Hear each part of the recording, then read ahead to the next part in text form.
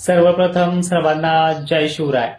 प्रत्येक व्हिडिओ आपले 2 दिवसाला 3 दिवसाला उशिरा का येतात त्यामागचं कारण फक्त एवढंच आहे की आपला हा जो काही लॅपटॉप होता इथे तो पूर्णपणे क्रॅश झालेला आहे, जळून गेलेला आहे।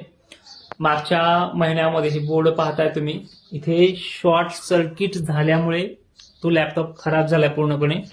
त्याचा पहिले पंखा खराब झाला, कीबोर्ड खराब झाला, कीबोर्ड नंतर आपण कीबोर्ड आणण्याचा प्रयत्न देखील केला, कीबोर्ड देखील आणलाय आणि नंतर त्याची बॅटरी फुगून फुल झाली, ती पण डिस्चार्ज झाली आहे। आता ही बॅटरी वर्क करत नाहीये, पण आता लॅपटॉप आपण रिपेअरिंगला टाकलाय, कमीत कमी 31 तारखेपर्यंत येत नाहीये। 31 ऑगस्टला तो येईल अशी शक्यता आहे आणि त्याचं सामान देखील भेटत नाही, कारण ते इलाइट बुक आहे एचपीचं। आमच्या भागामध्ये जालन्यामध्येही त्याचं सामान भेटत नाहीये। आणि एवढंच काय, जर काय तुम्ही बोलताय व्हिडिओ टाकणं बंद करा वगैरे, काही जण म्हणतात तुम्ही टाका तुमचाच आधार आहे असं वगैरे वगैरे। ज्या ज्या दिवशी अंदाज दिले त्या दिवशी पूर्ण महाराष्ट्राच्या, पूर्ण विदर्भासह खानदेशचं, त्याचबरोबर मराठवाड्याचं पण चित्र पालटून गेलेलं होतं। पण परिस्थिती अशी आहे की त्यामधनं त्या धारा उतरत नाही आणि उतरल्या की 5 मिनिटाच्या वर टिकत नाहीये। पाऊस दिलेल्या तारखेला पडतो, पण तो खूप कमी पडतो, त्याने पिकाचं काहीही होत नाहीये। प्रत्येक व्हिडिओच्या मागे जी मेहनत आहे ती मेहनत आपण इथूनच करतो, ह्याच सेटअपवरनं करतो। ते सेटअपवरला कॅम्प्युटर आपला गेलाय, 1-2 दिवसात तो आपण आणू सुद्धा शकतो, पण सध्याची परिस्थिती पाहता त्याला त्याचं मटेरियल भेटत नाहीये, फक्त आता बॅटरी कसं उरली आहे। बाकी तुम्ही शॉर्ट सर्किट पाहिले आणि माझा व्हिडिओ घेऊन अनेक सोशल मीडियावरती व्हिडिओ टाकतात, आमच्यापेक्षाही ते जास्त पेमेंट कमवतात। आम्हाला फक्त कॅम्प्युटर घ्यापुरते सुद्धा आज पैसे नाहीत, हे तुम्हाला मी प्रत्येक व्हिडिओ सांगतोय।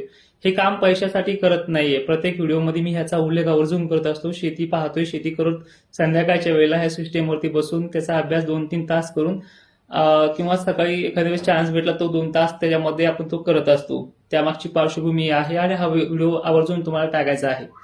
आता आपण आता 2 तासापूर्वी एक व्हिडिओ दिलाय, तासाभरापूर्वी युट्यूब असेल, इन्स्टा असेल, फेसबुकवरती सुद्धा, त्यामध्ये सरळ सांगितले। यामध्ये सुपर अल्निनोपेक्षाही जो काही इफेक्ट आहे तो म्हणजे पश्चिमी वाऱ्याचा। तो पश्चिमी वारे महाराष्ट्रातलं पूर्ण येणारं बाष्प जे आहे त्याला गरमीची लेवल टिकून देत नाही, गरमीची भाप टिकत नाही, किंवा पूर्वेकडनं बनणारी बंगालच्या उपसागरातले लो प्रेशर महाराष्ट्रातल्या वाऱ्याने पूर्णपणे उत्तर भारतामध्ये घेऊन गेले। एमपीला चांगला पाऊस आहे, थोडाफार पाहायला गेलं तर मराठवाड्याच्या आणि दक्षिण पश्चिम महाराष्ट्र तुलनेमध्ये विदर्भातही काही जिल्ह्यांना पाहायला गेलं तर बरा दिसतोय, काही ठिकाणी खूप परिस्थिती तिथेही बिकट आहे। खानदेशचं आणि विदर्भाचं चित्र तर ह्या 3-4 सप्टेंबरला बदलेल, त्याबरोबरच जालन्याचं, अहिल्यानगरचं, संभाजीनगरचं, नांदेडचं चित्रही काही प्रमाणात का होईना बदलायला सुरुवात होईल। वातावरण आता ह्या 31 तारखेपासून ते जवळपास 8 तारखेपर्यंत फुल आभाळाचं आहे, काही ठिकाणी पडेल, काही ठिकाणी सोडेल। पण या परिस्थितीनंतर आता 8-9 ऑगस्ट नंतर वारे ही शांत व्हायला सुरुवात होईल।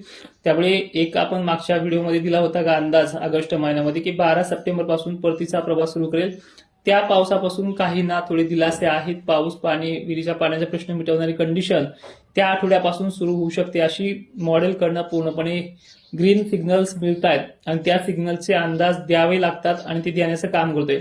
पाऊस विदर्भ असेल, खानदेश असेल, पश्चिम महाराष्ट्रात काही मोजक्या भागात असेल, या येणाऱ्या आठवड्यात तर आहे, पण त्यामध्ये काही ठिकाणी पडतोय रात्रीच्या वेळेला वगैरे, अशी कंडिशन ह्या आठवड्यात सुद्धा राहू शकते। सर्वदूर नाही पण अनेक ठिकाणी ते शिडकाव होऊ शकतात। ह्या सप्टेंबर महिन्याची सुरुवात अशा प्रकारची आहे। जय शिवराय, धन्यवाद।